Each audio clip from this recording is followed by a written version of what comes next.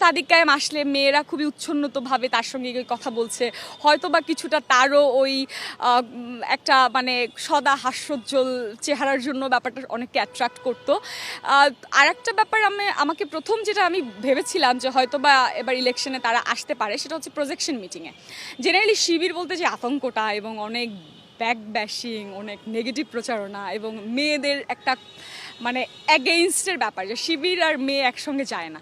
Projection মিটিংয়ে আমি হলের অডিটোরিয়ামে গিয়েছিলাম, বাইরে থেকে আমি যেটা দেখতে পেলাম যে পুরো হল সাদিক কায়েমরা সামনে বসে আছে, ফরহাদ তখন বোধ হয় ফরহাদ ভাই কোনো কথা বলছিলেন, এবং পুরো হল অডিটোরিয়াম একটা চেয়ার ফাঁকা নেই, সবাই বসে। জেনারেলি হলে কোনো কালচারাল প্রোগ্রামে এত মেয়ে আসে না স্বেচ্ছায়।